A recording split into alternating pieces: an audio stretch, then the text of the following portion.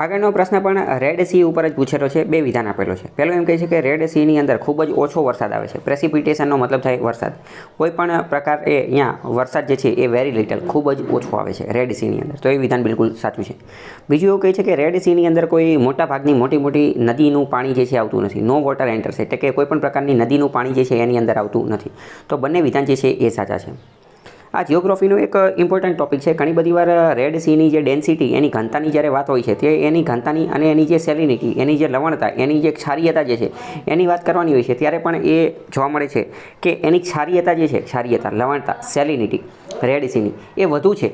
એ શા માટે વધુ છે? તો કે એ એટલા માટે વધુ છે કારણ કે પહેલાં તો અહીંયા વરસાદ પણ ઓછો થાય છે અને કોઈ નદીનું મીઠું પાણી જે છે એ પણ એની અંદર આવતું નથી, અને એટલે માત્ર અને માત્ર અહીંયા જે છે એ ખારું પાણી જ જોવા મળે છે. તો આ પહેલું વિધાન અને બીજું વિધાન, આ બેઠા બેઠા આવા વિધાન પૂછી લેશે. આની સિવાય મેં તમને કીધું એ વિધાન પણ પૂછી લેશે કે રેડ સીની સેલિનિટી, ક્ષારીયતા, લવણતા જે છે એ શા માટે વધુ છે, અને એના કારણ માટે પણ આ વિધાન આપી દેશે, તો પણ આ સાચા પડી જશે. તો આવી રીતે ક્વેશ્ચન પૂછાઈ શકે.